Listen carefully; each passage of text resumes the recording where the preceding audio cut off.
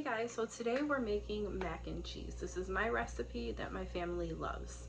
So let's just jump right on into it. So first thing you're gonna do is get a pot of water boiling and ready. So you need a second pan to make the cheese sauce. So now you're gonna go ahead and start grating your cheese. So this is all the cheese I'm gonna be using. So I have extra sharp white cheddar cheese, sharp cheddar, I have Velveeta, and Philadelphia cream cheese. So I'm gonna go ahead and grate all of this cheese. Now I will save part of it once I'm done grating it for the top of the mac and cheese, but the rest of it will be used in the cheese sauce.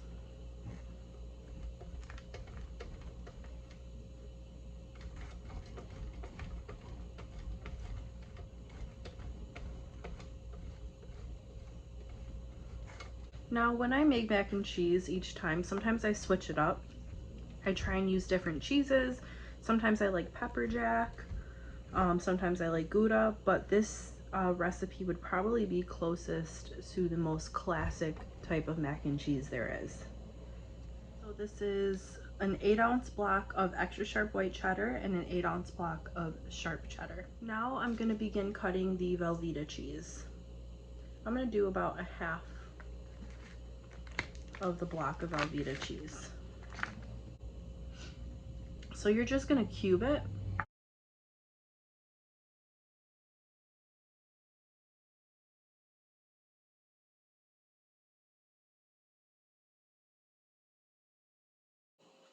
I know not everyone likes Velveeta, but I feel like it adds that classic creaminess.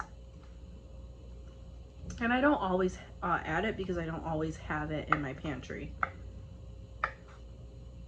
Or in my fridge, I should say.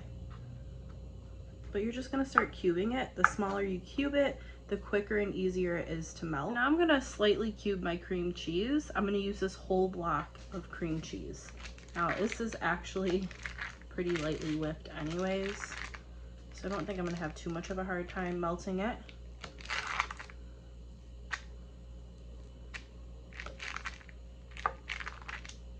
Just to make it a little easier. If your cream cheese is harder, or you know, it's been sitting in the fridge for longer so it's harder, it's not as creamy, you can cube this a lot easier and it'll help it melt quicker. Now you're gonna take 1 onion or half an onion, depending on how much onion flavor you like, and you're gonna begin dicing that very small.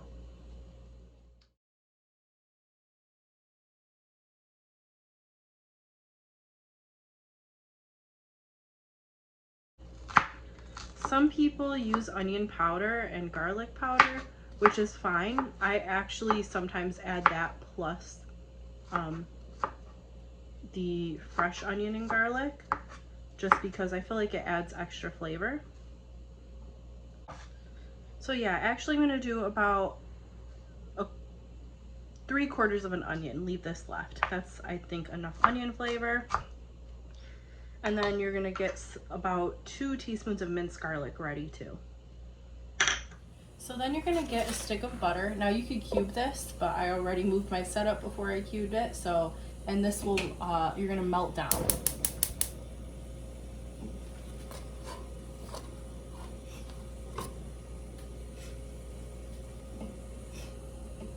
You don't want it to burn, so I have it at a lower heat setting. You're also gonna go ahead and add your box of elbow macaroni to your water. Make sure you stir it well so it doesn't stick. Now you can use shells, small shells, a few different types of pastas, but I'm going with the classic elbow right here. My favorite would be shells though with this recipe. Now this isn't fully melted, but I'm gonna go ahead and add the onion and garlic just so it starts to get a nice cook on it. And then make sure you give it a good stir.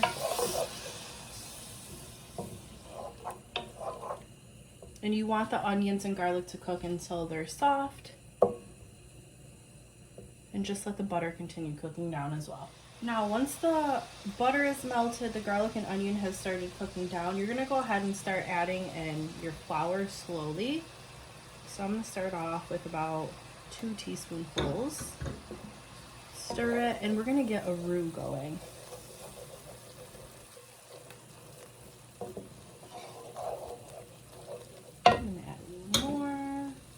another teaspoon.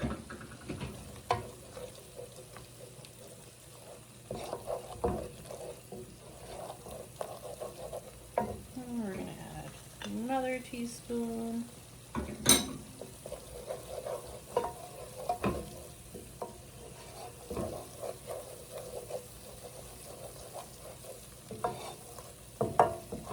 Still not fully solidified, so I'm gonna do one more, and that should be good. So about 5 teaspoons, and we're gonna let that cook a bit. Now you want the flour to cook through so it doesn't taste sort of raw, so that's what we're doing here.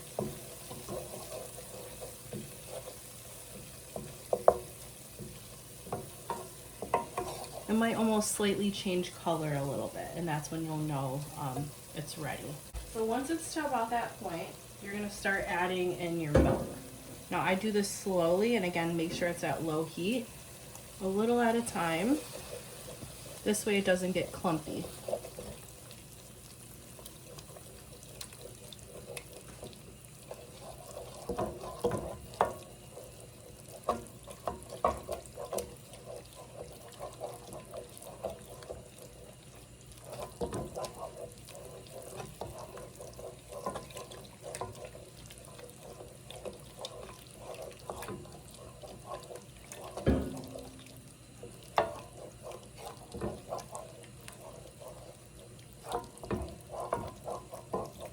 And there will be some clumps naturally because you do have that onion and garlic in here. Again, you can omit it, but I like it in here.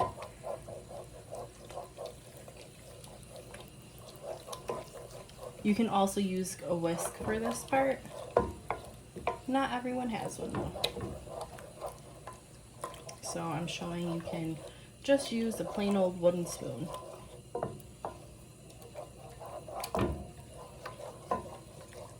Okay, so that's 1 cup of milk so far. We're going to use some more, but we're trying to make sure most of the flour clumps are going to be out by doing this. Adding more milk. Again, a little at a time.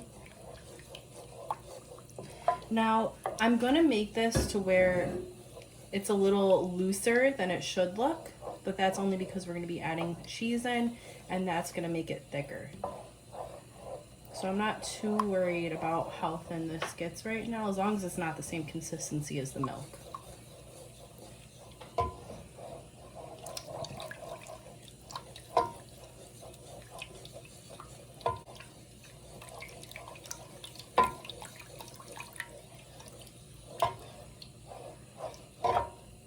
And add the rest of that milk. So that's about 2 cups of milk right there. Now we're going to go ahead and add in that blocked cream cheese or cubed cream cheese. And we're going to start stirring and melting that in. This will melt on its own, but you should always continuously stir. Now once it gets to the point where it's looking more melted, you're going to start adding in your Velveeta cheese. And this is where you're going to have to add more milk at a certain point, because this is going to get super thick and creamy. The more you stir, the more evenly it melts, and the quicker it melts. Also, you want to stir so the cheese doesn't get stuck to the bottom of the pan, because it will, and then it will burn. Now when it's at this state and the color starts to change, I like to add my seasonings. So I'm going to go on some salt.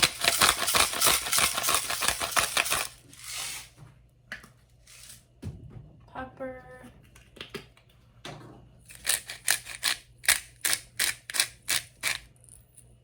I'm going to add a little bit more garlic flavor by adding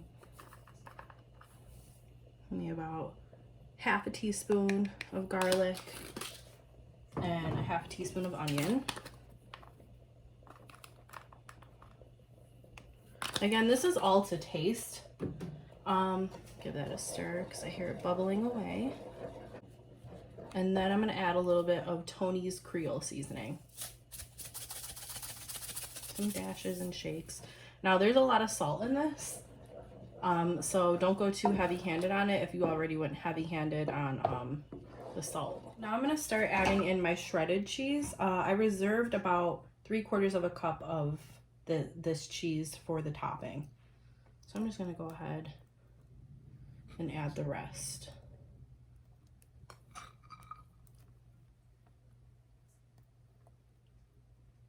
And then we're gonna stir it in there. Now this is for sure when you're gonna have to add more milk, because this is going to be so thick.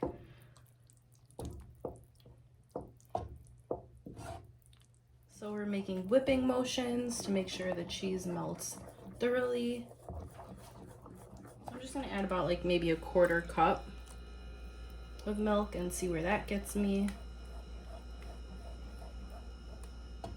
And I'm adding 1 more 1/4 cup, and that should be good. Now, this next part, a lot of people would probably disagree highly with me on, but I like it. It adds flavor and some color. I'm gonna add some Frank's hot sauce. This is just to taste, of course. So I did that about like 7 times. See where that gets me. Stir it up, and maybe a few more, and that should be good.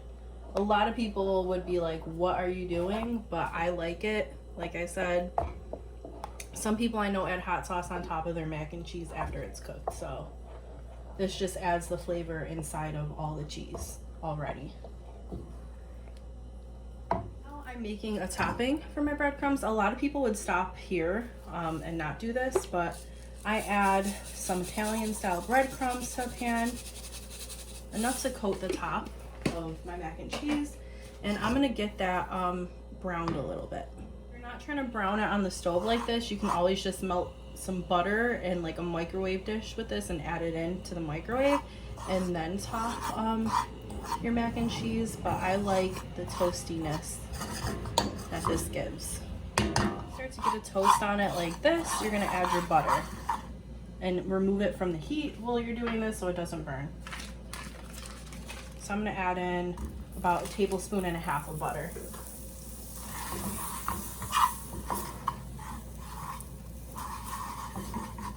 And this is gonna make it a little bit crumbly, and you're just gonna continue melting it until it soaks in to the breadcrumbs. So once it looks like that, you're good to go. That butter will melt. Almost looks like a crumble topping if you're doing an apple pie or apple crumble. So now what you're gonna do is you're gonna take some of your macaroni and put it in your casserole dish. And I do this in increments so that I can start adding some cheese sauce. Add some sauce. Also, preheat your oven to 375 while you're doing this.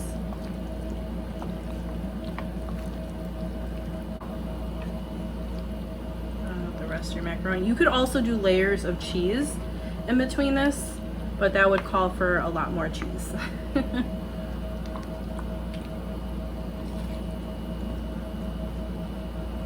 I'm just adding the rest of the macaroni.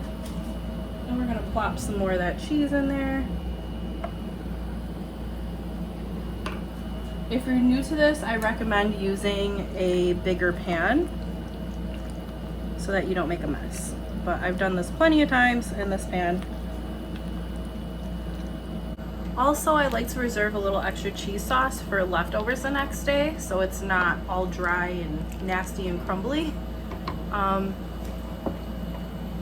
Just gonna add a little bit more because this is gonna cook a little bit more in the oven.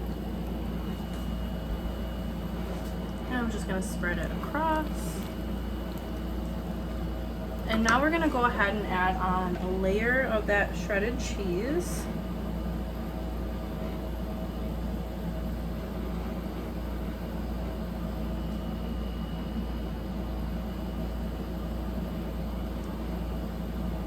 And we want to cover the whole top of this.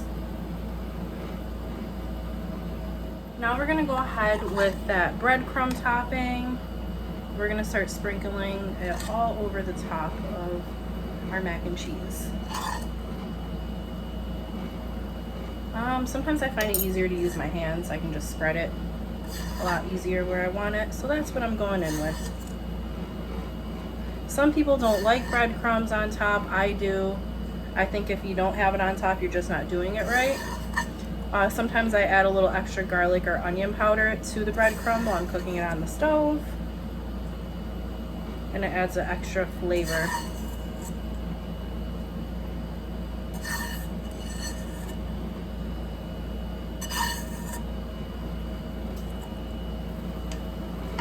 Just a slight more of that garlic because I didn't add it into the breadcrumbs when I was cooking them.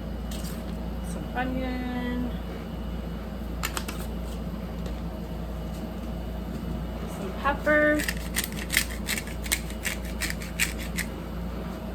a little bit more of some Tonys. And then we're gonna put this in the oven at 375. Ahead and did a little cleanup, did some dishes while I'm waiting. That's why I got water all over me. But you're probably gonna leave it in for about 15 to 20 minutes. You don't want it to get like overly baked because then it gets like crusty and hard. But keep an eye on it. You can tell by the way, especially if you use a clear baking dish, how the cheese looks inside to know if it's gonna be like dry or not.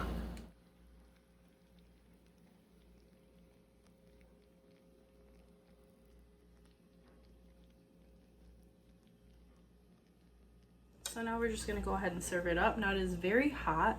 You could wait, but I'm just gonna do it now.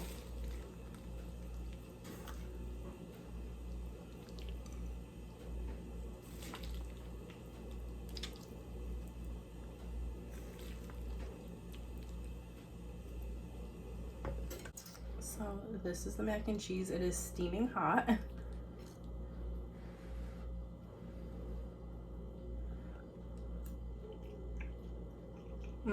So good. But yeah, so that is my homemade mac and cheese. So yeah, just if you'd like to see more recipes, I do have more coming up in the next few days. So yeah, stay tuned and thank you for watching.